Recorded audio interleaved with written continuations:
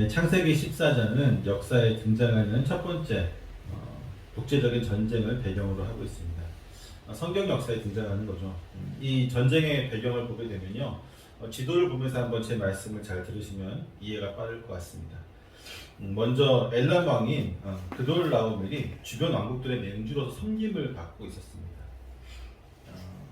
그러니까 지금도 옛날에 우리나라를 보게 되면은 우리나라가 어디를 섬겼어요? 중국에 있는 왕조들을 섬겼잖아요. 그런 것처럼 맹주로서 이 그돌라오멜이 주변의 모든 왕국들, 주변 족속들의 어떤 섬김을 받았던 상황이었습니다. 하지만 이 풍족한 토지를 바탕으로 힘을 키웠던 이 소돔과 고모라를 비롯한 벨라, 아드마, 스보임의 왕들이 이 그돌라오멜을 12년 동안 섬기다가 배반을 하게 되죠. 그리고 독자적인 노선으로 나아가고자 하였습니다. 즉 가나안 5개국이 더 이상 엘람 왕 그돌라오멜에게 조공을 바치는 등의 일들을 하지 않기로 결단을 내린 것이죠. 그러자 엘람 왕 그돌라오멜은 그의 동맹과 함께 그를 배반한 이 가나안 5국을 정벌하기 시작합니다. 엘람 왕의 동맹은 먼저 아스트로 가르나임의 르바 족속을 치고요. 여기 제일 위에서 전쟁이 나온 곳이죠. 그 다음에 함의 수스 족속을 치게 됩니다. 두 번째로 다시 남쪽으로 내려와서 사워 기라다임의 엔 족속을 치게 되고요. 또 남쪽으로 내려가서 세일산에서 호리 족속을 치고 바로 밑에 있는 엘바란까지 내려가게 됩니다. 그리고 바로 이 엘바란에서 반전을 해서 다시 위로 북쪽으로 올라가게 됐죠.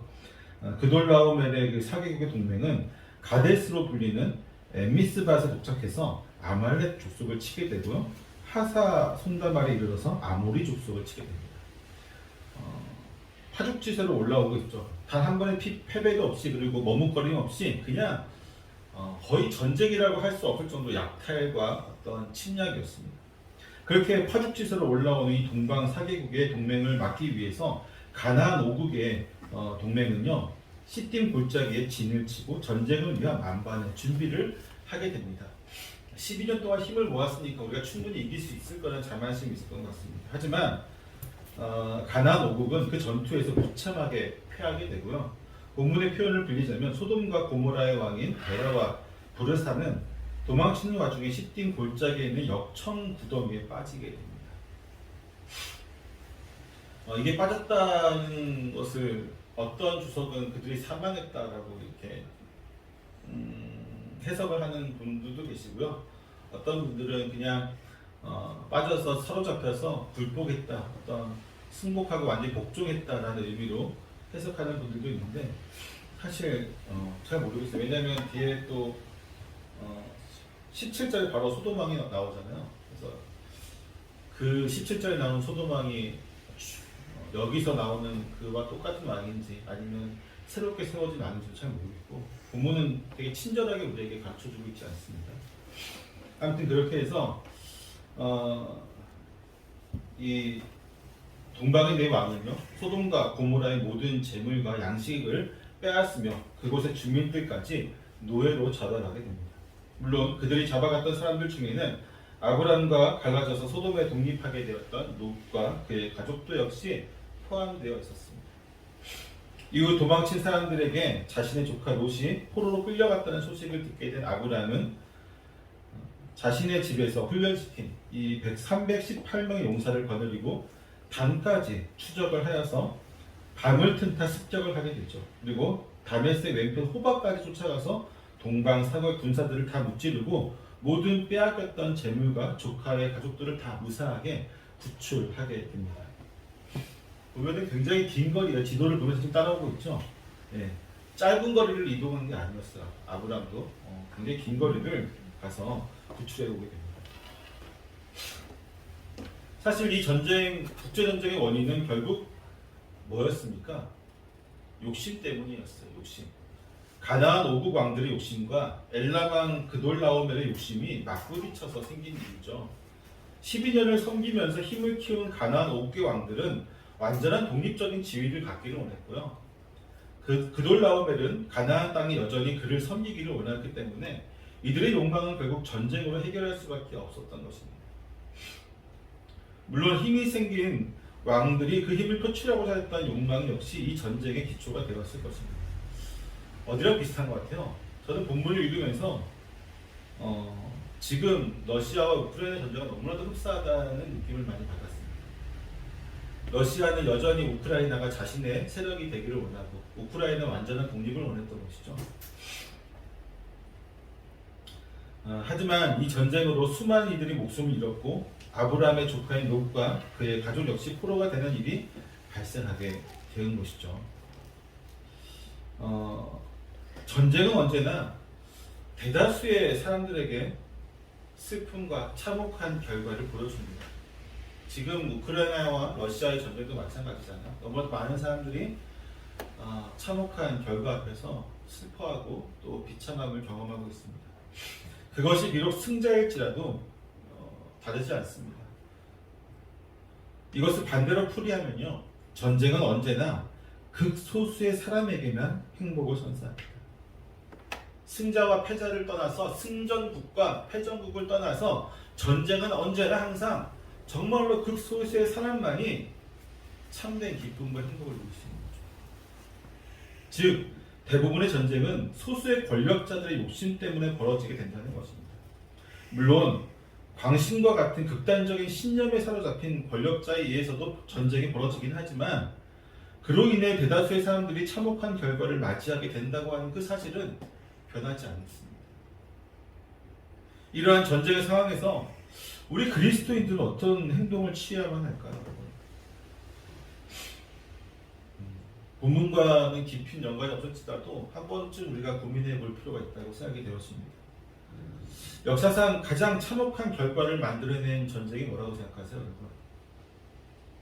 제2차 세계. 맞아요. 바로 세계 제2차 대전이죠.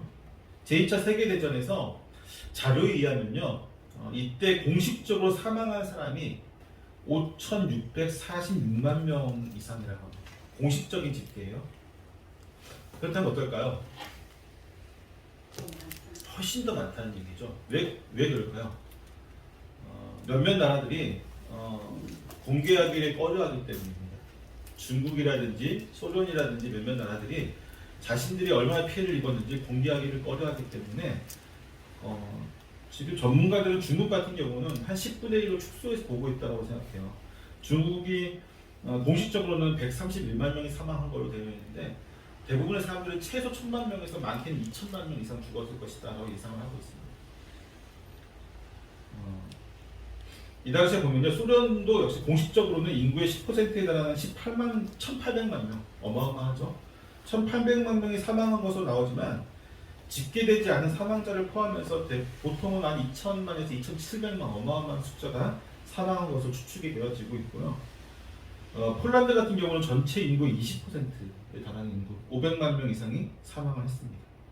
아까 얘기했듯이 중국은 공식적으로는 132만 명이지만 보통 1,000만에서 2,000만 정도로 예상을 하고 있다는 거죠. 그러면 비공식적으로 하면은 보통 한 8,000만 가까이가 되는 거죠. 8,000만 이상, 심지어 거의 1억 명 가까이도 사망을 했다고 보여집니다. 이렇게 많은 인명 피해가 있었던 것은요, 사실 군인 사망자보다 민간인 사망자가 압도적으로 많았기 때문입니다. 왜 민간인 사망자가 압도적으로 많았을까요? 당시 전쟁을 일으켰던 독일과 이탈리아 그리고 일본에 의해서, 특히나 이제 이탈리아보다는 독일과 일본이 더 많이 있겠지만 이들에 의해서 민간인 대량 학살이 정말 곳곳에서 이루어졌기 때문입니다. 중국은 일본에 의해서 그렇게 됐죠. 난징 대학살이라든지 어마어마한 대학살이 있었죠. 그리고 독일은 유태인들, 다른 나라도 많았겠지만 유태인들에 대한 그들의 학살이 600만 명이 넘었으니까요. 어마어마했습니다. 그런데 이러한 반인륜적인 전쟁 범죄가 벌어지는 가운데 전쟁을 일으킨 각국의 기독교인들은 어떻게 하고 있었을 것 같아요, 여러분? 기도했겠지. 이 전쟁을 막아다가 기도했을 것 같습니까?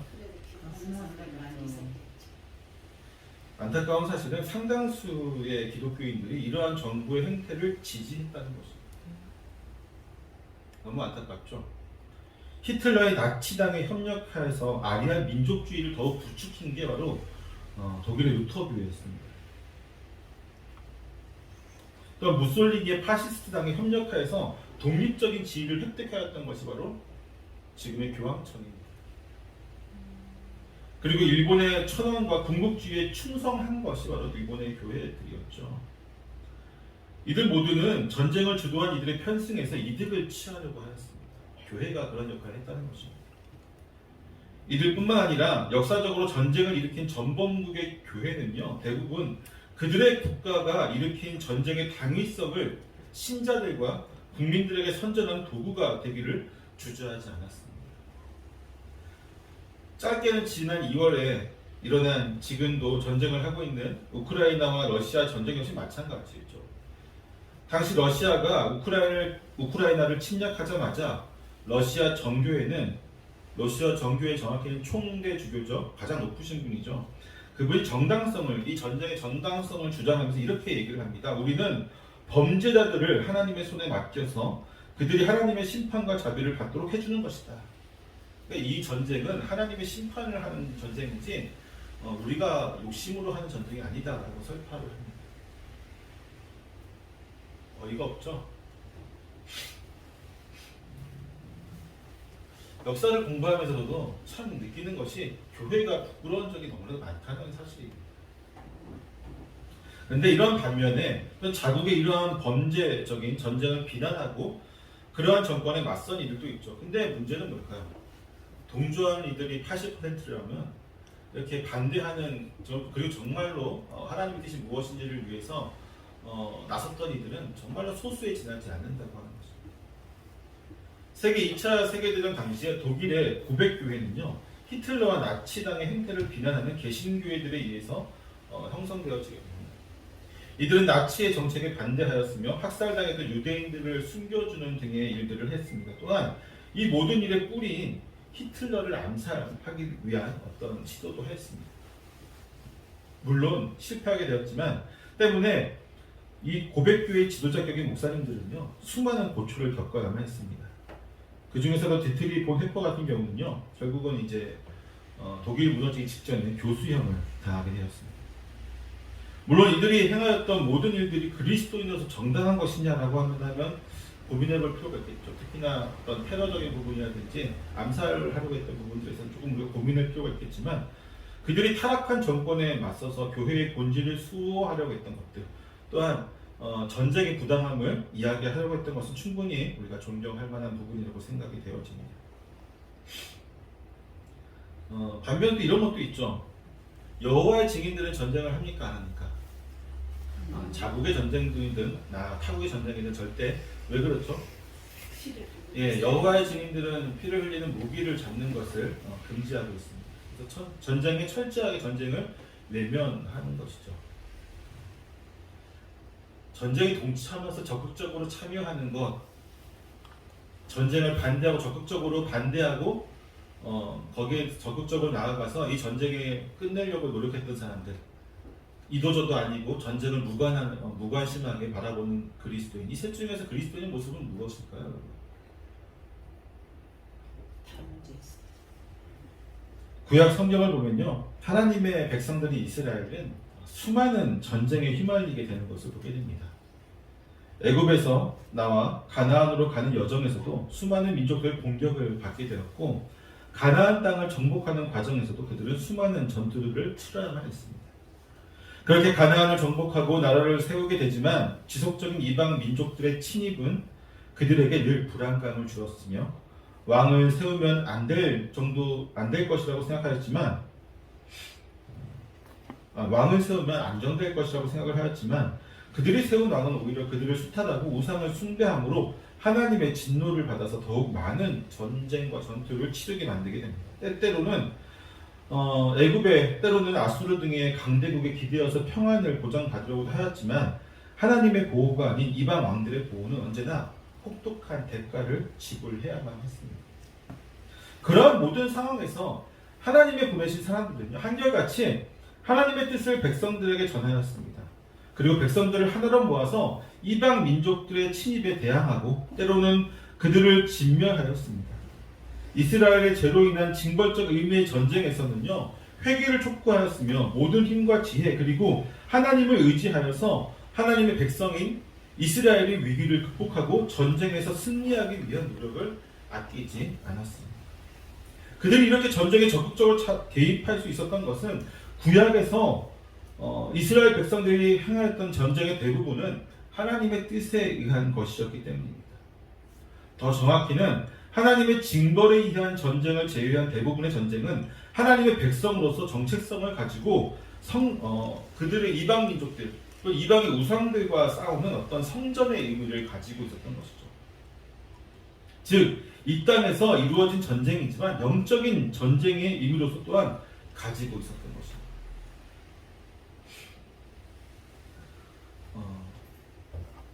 전쟁에 대해서 쭉 한번 살펴봤는데요. 전쟁에서 어떤 그리스도인들은 그것을 동조하고 협력하여서 자신의 이익을 얻으려고 하였고, 어떤 그리스도인들은 전쟁의 부당함을 부르짖으며 전쟁을 일으킨 정부에 저항하였습니다. 또한 하지만 대다수의 그리스도인들은 또한 사실상 침묵을 하였던 것을 보게 됩니다. 우리는 어떤 모습으로 전쟁을 보아야 할까요? 고대 이스라엘은 하나님의 뜻에 따라 전쟁을 수행하였을 때 언제나 승리를 취할 수 있었습니다. 반대로 얘기하면 어떨 것일까요? 하나님의 뜻에 따라 전쟁을 하지 않았을 때 항상 그들은 또한 패했던 것을 보게 됩니다. 심지어 당연히 이길 수밖에 없는 전력차, 당연히 쉽게 이길 만한 전투에서도 그들이 하나님 앞에 범죄하고 하나님의 뜻에 따라 행하지 않았던 전투는 패배하였죠. 대표적인 예가 아이성 전투였겠죠. 여리고성을 점령하고 자신만만하고 또 아이성에는 인구도 적었기 때문에 충분히 정말 쉽게 이길 거라고 생각했던 그들은 결국 너무나 쉽게 패하고 말았습니다. 그들이 하나님의 뜻을 어겼기 때문이죠. 결국 우리는 하나님의 뜻을 분별해야 합니다. 그리고 현 상황에서 하나님은 분명하게 우리에게 뜻을 주십니다. 전쟁은 뭐라고요? 하나님께 속한 것이다. 그리고 하나님이 원하시지 않는 모든 전쟁은 그럼 뭘까요? 아니죠. 하나님이 원하시지 않는 전쟁은 인간의 욕심에 의한 전쟁이죠.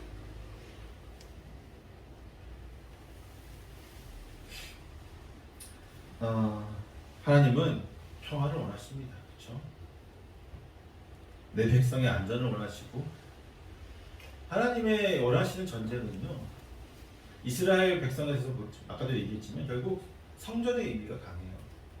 하나님의 이름이 온 사방에 퍼지고 또 하나님의 영광 받으시고 복음을 위해서 그러한 전쟁을 하나님께서 주관하실 수 있겠지만 지금 이루어지는 전쟁은 그런 전쟁이 아니잖아요. 성전의 의미가 없습니다. 오늘 본문에서 아브라함과 318명의 용사들이 치르는 전투가 이런 하나님의 성전에 대해서 가장 잘 보여주고 있습니다. 사실상 아브라함과 318명의 용사들이요 동방 사국의 병사들과 전투를 치른다는 것은 말이 안 되는 일이죠. 동방 사국의 동맹이 아브라함과 비교할 수 없을 만큼의 수많은 병력을 가지고 있었다는 것은 본문에서 이야기하지 않아도 우리가 충분히 예상할 수 있는 부분이고요. 그런 사실을 제쳐두고서도 그들은 지금 단 한 번의 패배도 실수도 용납하지 않은 막강한 전투 능력을 가지고 있는 집단입니다. 모든 전투에서 압도적으로 승리했던 것을 보게 되잖아요. 그렇죠? 심지어 이 가나안 오국은 미리 전쟁을 할 곳에서 기다리면서 전쟁 준비를 하고 막강한 어떤 이득을 취하기 위한 상태였지만 전혀 그냥 한 번에 무너지고 말죠. 여러분 그 삼국지라든지 이런 소설책들을 읽게 되면요 먼저 전쟁을 하기 위한 장소를 고르고 그 장소에서 기다리는 것은 전쟁의 승패를 좌우할 만큼 굉장히 큰 메리트를 지닙니다. 우리 옛날에 6.25 전쟁도 마찬가지지만 어떤 고지전이라고 해서 고지를 점령하는 사람이 고지를 점령하기 위해서는 그 고지 위에 올라가기 위해서는요 이 고지를 점령하고 있는 병사의 10배, 100배의 병사가 있어야 돼요. 그만큼 힘든 일이죠. 지금 가나안 오국은 그렇게 자신들이 원하는 장소에서 만반의 준비를 하고 있었음에도 불구하고 이 동방 사국에 패배를 하였을 만큼 이 동방 사국 동맹은요 어마어마한 전투 능력을 가진 집단이었습니다. 숫자도 어마어마하게 많았고요. 그들의 사기는 넘치다 못해 흘러고 있었습니다. 그렇죠? 단 한 번의 패배도 경험하지 않았으니까요. 전쟁은 당연히 자신들이 이기고 모든 전투는 그냥 식은 죽 먹기일 정도로 너무나도 쉽게 생각하고 있었습니다. 그들의 앞을 막을 수 있는 것은 그 무엇도 없다고 하는 어떤 자만심이 있었을 것 같기도 합니다. 그런데 이러한 동방 사국의 군대를 아브라함은 겨우 318명이라고 하는 사병을 동원해서 전쟁을 치른 것입니다. 그들을 추격하고 있습니다. 속담에서 말하는 것처럼 계란으로 바위를 치는 격이 아닐 수 없습니다. 아니 지금 아브라함은요 계란으로 바위를 깨뜨리기 위한 심정으로 동방 사국을 추격하고 있는 것입니다. 그가 이러한 무모한 전투를 치르기 위해 달려가는 것은 무엇 때문이었을까요? 단순히 사로잡힌 롯이 걱정되어서 내가 사랑하는 조카, 내가 아들처럼 여겼던 조카인 롯이 걱정되어서 앞뒤 재지 않고 지금 달려가고 있는 것일 걸까요? 그건 아닌 것 같아요, 제가 보기에. 왜냐하면 여러분 우리가 앞에서도 잘 읽었지만 그는 본성적으로 겁이 많은 사람이었습니다. 그렇죠? 때문에 그는 애굽이라고 하는 낯선 대도시에 들어가기 전에 두려워 떨면서 자신의 아내를 누이로 만들어 버리잖아요. 자신의 목숨을 부지하기 위해서 사랑하는 아내를 팔아버린 것입니다. 그랬던 아브라함이 무슨 용기가 있어서 롯을 구하러 가겠습니까? 아무리 롯을 사랑해도 자기 아내보다 귀할까요? 모르겠습니다. 그럴 수도 있나? 애굽에서의 일은 근데 아브라함의 인생에서 매우 부끄러운 일이 아닐 수 없었을 것입니다. 하지만 그는 그곳에서 매우 소중한 경험을 하게 됩니다. 그것은 무엇이냐면 바로 하나님의 약속. 이 약속의 하나님이 자신의 약속을 반드시 지키시는 분이라는 사실입니다. 즉 아브라함은 너를 축복하는 자에게 내가 복을 내리고 너를 저주하는 자에게 내가 저주하리니라는 하나님의 약속을 굳게 믿게 되었다는 것이죠.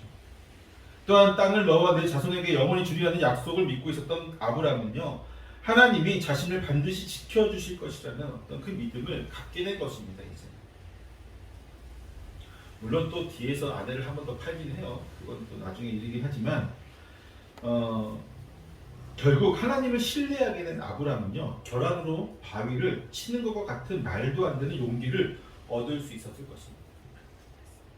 그는 이 전투가 말이 안 된다는 것 자기도 알아요. 이 겁이 많은 아브라함은요 이 전투에서 말이 안 되는 전투를 자기가 지금 치러 가고 있다는 사실을 알고 있습니다. 그럼에도 불구하고 그는 이 전투를 행하려 나갔던 것은요 하나님께서 나와 롯의 가족을 지켜주실 것이다. 생명을 지켜주실 것이라고 하는 하나님에 대한 믿음이 있었기 때문이었습니다. 물론 사랑하는 아들과 같은 롯을 구하고자 하는 간절한 마음도 있었을 것이지만 분명한 것은 아브라함이 하나님을 믿고 의지함으로 지금 전투를 치러 나가고 있다는 것입니다. 그리고 신실하신 하나님은요 그와의 약속을 완벽하게 더할 나위 없이 완벽하게 지키십니다. 그는 말도 안 되는 전투를 완벽하게 승리하였을 뿐만 아니라 다메섹 왼편 호바까지 쫓아가서 가나안이 뺏겼던 모든 재물과 롯의 가족들을 완전히 되찾아 올 수 있었습니다. 물론 이것을 또 역사학자들의 누군가는 또 인간적으로 설명하기 위해서 밤에 이미 모든 전투를 치르고 집에 돌아가고자 했던 이 동방 사국의 왕들 그리고 사실 이제 집이 얼마 안 남았거든요. 당까지 올라갔으면 이제 정말 거리가 얼마 안 남았잖아요. 전투를 이제 얼마만 더 가면 고향이고 완전히 이제 모든 전투가 끝나는 것이니까요. 어떤 그들의 사기가 아무리 높다 할지라도 이미 마음이 풀어진 상태에서 모두가 다 아마 경계령도 세우지 않고 잠을 자고 있었을 것이다. 때문에 밤에 기습해서 그들을 한 것은 어떤 전략 전술이 뛰어났기 때문이다라고 생각하는 분들도 있을 수 있겠지만 기드온의 300용사와도 마찬가지로 여러분 그 어떤 전략 전술이 있고 밤에 기습을 하고 그 무엇이 있다 할지라도 결국 하나님께서 그들의 눈을 가리지 않고서는요 이 300명이라고 하는 318명이라고 하는 숫자로 이들을 이기는 것은 불가능합니다. 기습으로 몇 명을 죽일 수 있을까요? 한 사람 나오면 결국 우리가 알고 있듯이 아브라함이 알고 있었듯이 이 전쟁은 누가 승리하게 하신 겁니까? 하나님이시죠. 하나님이 그들을 인도하셨고 승리하게 하셨고 그들에게 하나님의 약속을 지켜 주신 것입니다. 이 모든 과정에서 하나님은 아브라함과는 다르게 롯은 그렇게 지켜주는 것처럼 보이지 않습니다. 그렇죠? 물론 결과적으로 보면 아브라함을 통해서 롯을 구출하고 빼앗겼던 모든 재물도 지킬 수 있게 되었지만 롯이 포로가 되었다는 것은요 하나님이 그를 보호하지 않으셨다라고 하는 분명한 증거가 되어집니다. 왜 그런 것일까요, 여러분? 1차적으로는 롯은 하나님과의 언약의 당사자가 아니었습니다. 그는 언약의 당사자인 아브라함과 함께 함으로써 하나님의 보호를 받고 또한 하나님의 복을 받아서 그가 많은 부를 이루고 재물을 이루고 부자가 될 수 있었지만 결국 누구 때문이었어요? 언약의 당사자인 아브라함에게 붙어 있었기 때문이잖아요.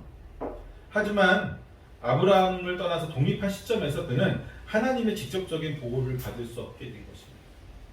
또한 그는 자신의 선택에 의해서 포로가 되었습니다. 그는 비록 자신의 죄 때문에 벌을 받게 된 것은 아니지만 여기 죄 때문이라는 얘기는 없죠. 그리고 나중에 소돔과 고모라가 멸망했을 때도 롯은 살잖아요. 그렇죠? 그에 의한 하나님 보시기에는 그래도 하나님 믿고 의지하는, 그렇다고 롯이 굉장히 의인이었고 그가 대단한 어떤 성자와 같은 어떤 대단한 거룩함을 가지고 있었다는 게 아니에요. 우리도 알잖아요. 우리가 거룩하고 성자이기 때문에 구원받습니까? 우리 뭐 때문에 구원받아요? 믿음 때문에. 롯도 믿음이 있었죠. 그래서 구원받게 됐지만 결국 그게 죄 때문에 그가 포로가 된 것은 아니에요. 하지만 자신이 욕심으로 그리고 더욱 풍요롭고 기름진 소돔 땅을 선택했던 것은 사실이잖아요. 그리고 그것을 정착했던 것도 다 뭐 때문이에요? 자기의 욕심과 그 욕심에 따라서 선택했던 자기의 의지였습니다. 결국 그의 선택은 전쟁의 중심이 되고 말았던 것입니다. 자기가 보기에 너무나도 풍요롭고 기름진 땅이었고 풍성할처럼 정말 거대한 도시처럼 보였던 아름다운 그곳이 전쟁의 중심이 될 거라고는 예상을 못했겠죠.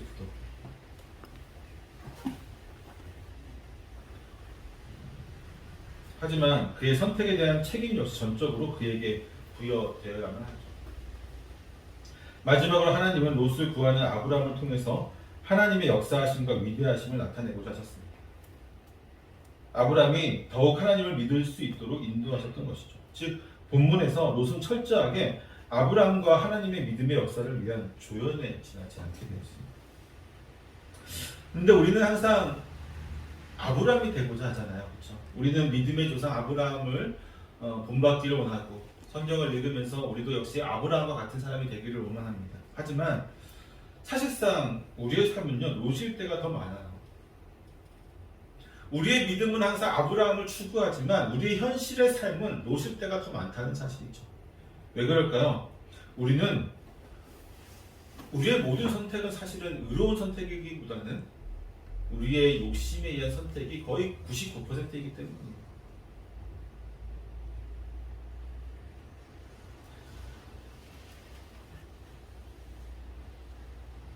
심지어 우리는 하나님 앞에서 우리가 가지고 있는 모든 것을 하나님의 은혜로 돌리지도 않습니다. 말로는 돌릴 수 있겠죠. 말로는 주의 은혜 때문이다라고 돌릴 수 있겠지만 그러면 누구를 위해 사용해야 돼요? 그 모든 재물을 주를 위해 사용해야 되는데 안 그렇잖아요. 심지어 우리의 욕심으로 선택한 것에 대해서 이것이 잘못되어서 즉 롯과 같이 포로가 되고 어떤 잘못된 경우에도 우리는 마치 아브라함이 되어서 우리를 하나님께 보호해달라고 기도하는 존재이기도 합니다. 우리의 행동이 롯인데 우리는 철저하게 롯의 삶을 살고 있으면서도 불구하고 어떻게 해서든 아브라함의 언약 가운데로 나아가고자 해요. 너무 어불성설이지 않나요? 우리는 하나님 앞에서 아브라함이 되고자 해서 하나님께서 우리를 지켜주시고 보호해주시고 복을 주시기를 원하는데 근데 우리는 선택을 항상 아브라함처럼 안 하잖아요. 우리는 아브라함처럼 선택을 하지 않고 롯처럼 우리에게 당장 눈앞에 이익이 있는 것, 나를 풍요롭게 할 것, 이 욕심에 의해서 항상 모든 것을 결정하고 그런 것에 따라서 우리의 의지를 발동하면서도 불구하고 우리는 결국 계속해서 아브라함이 되고자 하는 이런 양면적인 이중적인 모습을 보이게 됩니다. 어떻게 아브라함의 언약으로 하나님께 나아갈 수 있겠습니까? 우리가? 사랑하는 성도 여러분, 겁은 많지만 하나님을 온전히 신뢰하는 아브라함이 되고자 하십니까? 아니면 실속을 챙기면서도 더 많은 이득을 얻기 위한 롯의 삶을 살고자 하십니까? 분명한 것은 둘 다 공존할 수는 없어요. 자꾸 우리는 둘을 다 합해가지고 장점만 쏙쏙 뽑아서 롯처럼 풍요로운 삶을 살면서도 아브라함처럼 하나님의 깊은 보호와 철저한 또 하나님의 인도하심을 받기를 원하죠. 근데 둘이 공존하진 않아요. 근데 여러분 생각해 보세요. 그렇다고 아브라함이 가난했습니까? 아니죠. 아브라함에게는 무려 318명이라고 하는 당장 전쟁에 사용할 수 있는 용사도 있을 만큼 아브라함은 어마어마한 부자였어요. 단지 뭐가 차이가 있었습니까? 아브라함은 부자였지만 광야에서 굉장히 우리가 보기에도 나그네와 같은 삶을 살고 있었고, 롯은 소돔이라고 하는 대도시, 화려하고 정말 많은 풍요로운 그 대도시에서 어떻게 옷이라든지 모든 입는 것부터 해서 모든 것들이 다 귀족 같은 삶을 살았던 것이죠.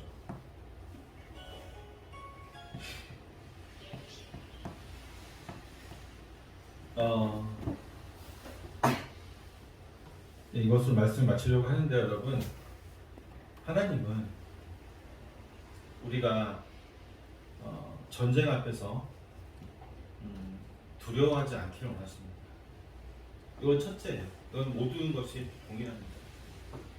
왜 그럴까요? 전쟁은 하나님께 속한 것이기 때문이죠. 하나님이 주관하지 않는 인간의 욕심에 의한 전쟁에서도 하나님은 주의 믿는 백성들을 반드시 지키실 것을 믿습니다.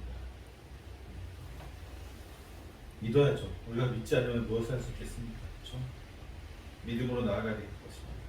때문에 우리는 지금 전쟁을 바라보는 입장에서도 우리의 기도가 더 뜨거워야 될 거라고 생각합니다. 그곳에 있는 주의 백성들을 하나님께서 온전히 지켜주시기를 기도해야 될 것이고요.